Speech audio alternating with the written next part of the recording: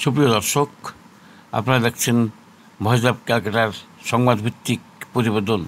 এই পর্বে আপনারা দেখবেন গত 5 আগস্ট দুপুরের পর প্রধানমন্ত্রী শেখ হাসিনাকে সেনাবাহিনীর চাপের মুখে দেশ থেকে বাধ্য করার পর থেকেই সারা দেশে একদল মগজ পাকনা যুবক শুরু করে সন্ত্রাসের ভয়াবহ ব্যাপকতায় জাতির জনক বঙ্গবন্ধুর সোনার বাংলা তছনছ হয়ে যায়, ধ্বংসযজ্ঞে পরিণত করে তারা।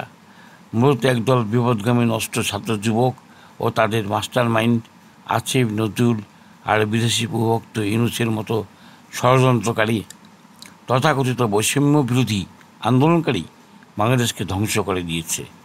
5 আগস্ট থেকে সেই ধ্বংসলীলা অব্যাহত রয়েছে।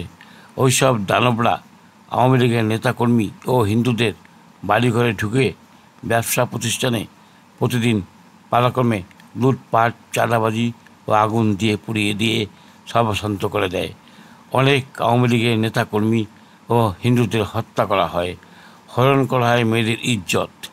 আইন শৃঙ্খলা বলতে কিছুই নেই। দৃশ্যত সেনাবাহিনীর সামনেই এই ঘটনাগুলো ঘটে, কিন্তু তারা এই দানবদের বিরুদ্ধে কোনো ব্যবস্থা না নেয় তা আরও বেপরোয়া হয়ে ওঠে। সবচেয়ে দুঃখজনক ও নির্মমতা হলো জাতির জনক বঙ্গবন্ধুর সংগ্রামী জীবন থেকে শুরু করে মুক্তিযুদ্ধের যাবতীয় স্মৃতিময় দলিল সংরক্ষিত করে যে বঙ্গবন্ধুর স্মৃতিময় জাদুঘরটি স্থাপন করা হয়েছিল, যা দেশ বিদেশের রাষ্ট্রনায়ক থেকে সর্বস্তরের নাগরিকরা পরিদর্শন করতে এসে বিস্মিত হতেন। বর্বর পাক হানাদার বাহিনী ও ওই দেশের রাজাকার আলবদর, আলট্রাম্প, জামাতি বাহিনীর সদস্যরা কীভাবে বাঙালিদের বিরুদ্ধে ধ্বংসলীলা চালিয়েছে তার নির্মমতা দেখে সেই ঐতিহাসিক 32 নম্বর বঙ্গবন্ধুর বাড়িটি তথা বঙ্গবন্ধুর জাদুঘর পুরো পুড়িয়ে ধ্বংস করে দেয়।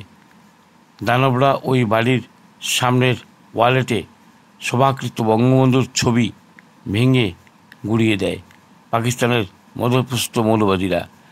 দালালেরা বঙ্গবন্ধুর স্মৃতি জাদুঘরে সংরক্ষিত বাংলাদেশের মুক্তিযুদ্ধের দলিল থেকে শুরু করে ঐতিহাসিক ভাষা আন্দোলন, আগরতলা ষড়যন্ত্র মামলা, 6 দফা আন্দোলন ও 1969-এর গণ আন্দোলনের সমস্ত দলিল ও মুক্তিযুদ্ধের যাবতীয় দলিল পুড়িয়ে নষ্ট করে দেয়, উল্লাস করে তারা। বঙ্গবন্ধুর হাতে গড়া সেনাবাহিনী ও বিজিবির সদস্যদের সামনে এশিয়ার লৌহ মানব, স্বাধীনতার স্থপতি জাতির জনক বঙ্গবন্ধুর ঐতিহাসিক বাড়ি তথা জাদুঘরটি পুড়িয়ে ধ্বংস করে দেয়। শুধু তাই নয়, বৈষম্য বিরোধী তথাকথিত আন্দোলনকারী মাস্টার মাইন্ড ইউনূস অবৈধ ক্ষমতা দখল করার পর ওই পুরো বাড়িটি তারা অবরুদ্ধ করে রাখে, সেখানে কাউকে ঢুকতে পর্যন্ত দেওয়া হয় না। এমনি এক দুঃসময়ে প্রাণের ঝুঁকি নিয়ে মুক্তিযুদ্ধ ও স্বাধীনতার সপক্ষ তথা প্রগতিমানা বিশিষ্ট কণ্ঠশিল্পী রাজিয়া মুন বঙ্গবন্ধু জাদুঘরটির ধ্বংসস্তূপে দাঁড়িয়ে বঙ্গবন্ধুর ঐতিহাসিক বাড়িটির ধ্বংসের ভিডিও চিত্র ধারণ করেন এবং নির্লজ্জ দানবদের অপকর্মের নির্মম চিত্র জাতির সমক্ষে তুলে ধরেন। তার এই সাহসী পদক্ষেপের জন্য ভয়েস অব ক্যালকাটার পক্ষ থেকে তাকে ধন্যবাদ জানাই।